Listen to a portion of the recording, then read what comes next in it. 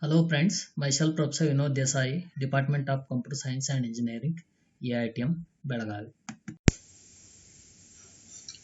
The next important concept is OpenGL visibility detection functions.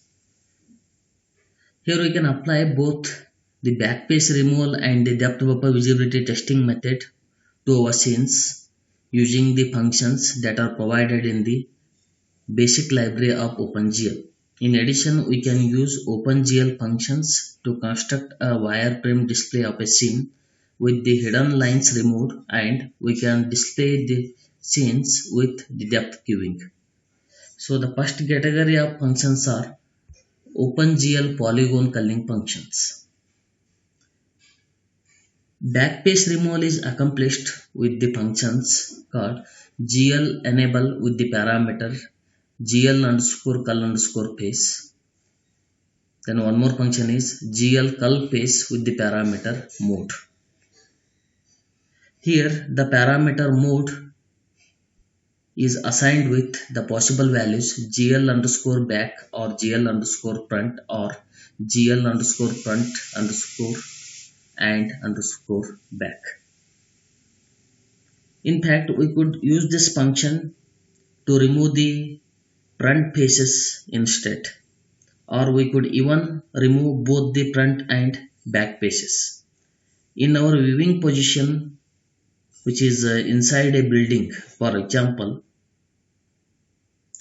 when we want to see only the back faces, that is the faces inside the room, in this case we could either set the parameter mode to GL underscore front, or we could change the definition of front facing polygons using GL front face function.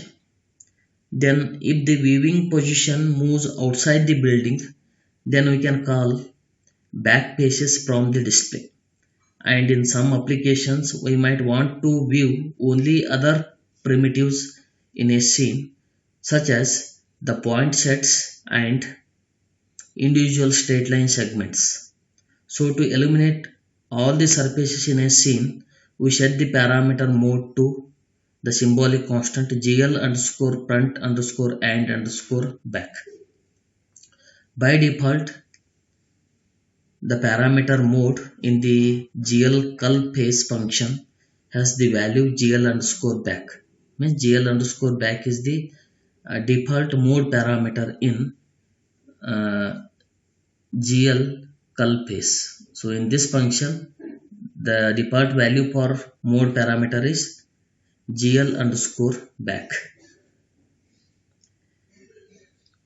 So if you activate culling with GL enable function without explicitly invoking the function GL cull face, the back faces in a scene will be removed.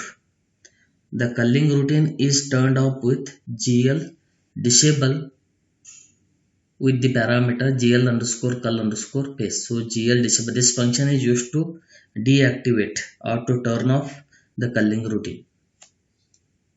Then the next category of functions are OpenGL depth buffer functions. To use the OpenGL depth buffer visibility detection routines, we first need to modify the glut initialization function for the display mode to include a request for depth buffer or frame buffer, as well as for the refresh buffer. Refresh buffer is also known as frame buffer here. We do this with the following statement, that is glut init display mode with the parameter glut underscore single or glut underscore RGB or glut underscore depth.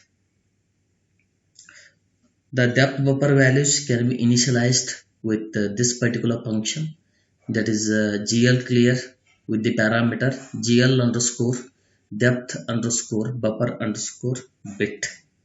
Normally the depth buffer is initialized with the same statement that initializes the refresh buffer or the frame buffer to the background color. But we need to clear the depth buffer each time when we want to display a new frame.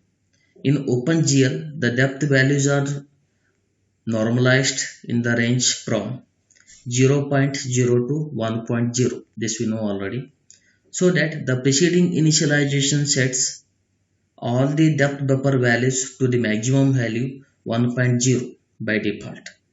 The OpenGL depth buffer visibility detection routines are activated with the following function, that is GL enable with the parameter GL underscore depth underscore test, and we deactivate the depth buffer routines with the function GL disable with the parameter GL underscore depth underscore test. So GL enable with the parameter GL underscore depth underscore test is used to activate the depth buffer, and GL disable is used to deactivate the depth buffer routines. We can also apply depth buffer visibility testing by using some other initial value for the maximum depth, and this initial value is chosen with the OpenGL function, that is GL clear depth with the parameter max depth. The parameter max depth can be set to any value between 0.0 and 1.0. To load this initialization value into depth buffer, we must invoke a GL clear function with the parameter GL underscore depth underscore buffer underscore bit function. Otherwise, the depth buffer is initialized with the default value 1.0 because the surface color calculations and the other processing are not performed for the object that are beyond the specified maximum depth. This function can be used to speed up the depth buffer routines when a scene contains many distant objects that are behind the foreground objects. The projection coordinates in OpenGL that are normalized to range from -1.0 to 1.0, and the depth values between a near and far clipping planes that are further normalized to range from 0.0 to 1.0. The value 0.0 correspond to near clipping plane, that is the projection plane, and the value 1.0 is corresponding to far clipping plane. As an option, we can adjust these normalization values with the function GL depth range with the parameters near norm depth, far norm depth. By default, near norm depth is equal to 0.0 and far norm depth is equal to 1.0. So near norm depth is correspond to near clipping plane, where far norm depth is corresponding to far clipping plane. But with the GL depth range function, we can set these two parameters to any values within the range from 0.0 to 1.0, including near norm depth is greater than far norm depth.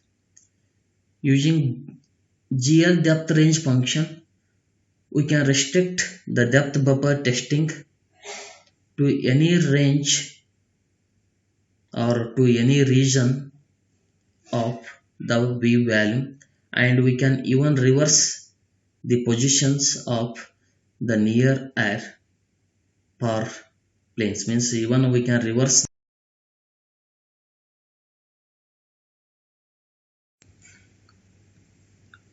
Another option available in OpenGL is the test condition that is to be used for depth buffer routines. We specify a test condition with the following function, that is GL depth function, GL depth FUNC with the parameter test condition.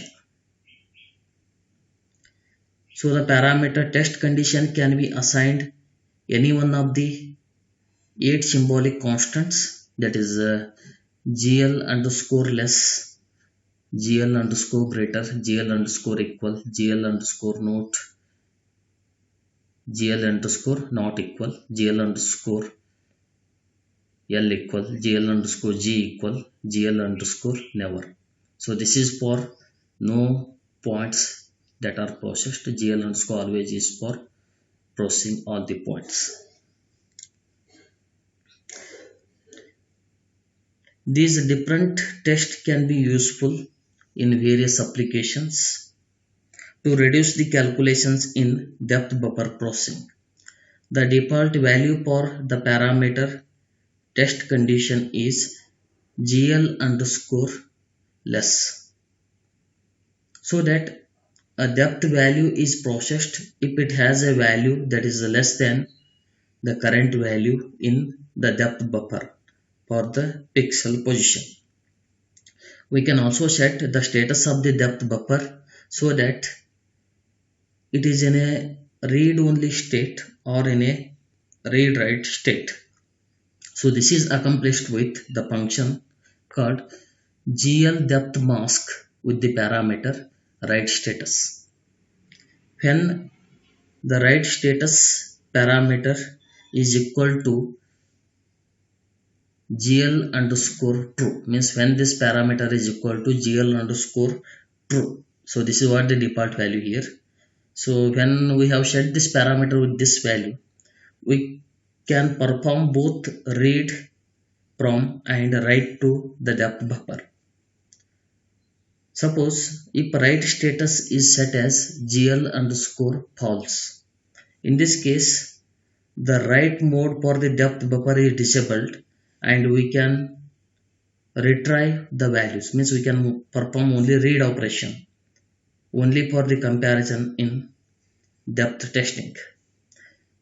This feature is useful when we want to use the same complicated background with the displays of different foreground objects. After sorting the background in the depth buffer, we disable the write mode and process the foreground. This allows us to generate a series of frames with the different foreground objects or with the one object in different positions for an animation sequence. So only the depth values for the foreground are saved. Another application of the GL depth mask function is in displaying transparency effects. In this case, we want to save only the depth of opaque object for visibility testing, not the depth of transparent surface positions. So the write mode for the depth buffer is turned off when a transparent surface is processed. Similar commands are available for setting the write status for the other buffers. So those are color, index and stencil and some other commands. Then the next category of functions are OpenGL write frame surface visibility methods. A wireframe display of a standard graphics object can be obtained in OpenGL by requesting that only its edges are to be generated. We can do this by setting the polygon mode function. For example, this function, that is a GL polygon mode with the parameter GL underscore front underscore and underscore back, and one more possible parameter to this function is GL underscore line. But this will display both the visible and hidden edges. To eliminate the hidden lines in a wireframe display, we can employ the depth offset method. That is, we first specify the wireframe version of the object by using the foreground color. Then we can specify an interior fill version by using depth offset and the background color for the interior fill. The depth offset ensures that the background color fill will not interface with the display of the visible edges. As an example, this particular code segment will generate a wireframe display of an object using a white foreground color and a black background color. And this code segment is like this. GL enable, we are first using the GL enable function, the parameter GL underscore depth underscore text. Then GL polygon mode we are performing with these two parameters, right? Then we are performing GL color TF with the possible values that are set as 1.0, 1.0, 1.0. These are what the color values here. Then next we will invoke the object description routine, that is the GL polygon mode with the parameters GL underscore front underscore and underscore back, and one more possible parameter is GL underscore fill. Then we are performing GL enable. This is to activate the polygon mode. Then we are invoking this function, that is GL polygon offset with these two values 1.0, 1.0. Then once again we are invoking this color function, that is GL color TF with this possible values 0.0, 0.0, 0.0. At last we are invoking the object description routine, again GL disable with these two with this possible parameter GL underscore polygon underscore offset underscore fill. So this particular example or this code segment will generate a wireframe display of an object. Then the next category of functions are OpenGL depth queuing function. Here we can verify the brightness of an object as a function of its distance from the viewing position with GL enable. To this function the parameter is GL underscore fog, and one more function we need to perform is GL fog I with the parameters GL underscore fog underscore mode, GL underscore linear. So this applies the linear depth function to those object colors using D minimum, that is the minimum distance, as 0.0 and D max, that is the maximum distance, as 1.0. But we can set the different values for D min and D max with the following function calls, that is GL fog F with the parameters GL underscore fog underscore start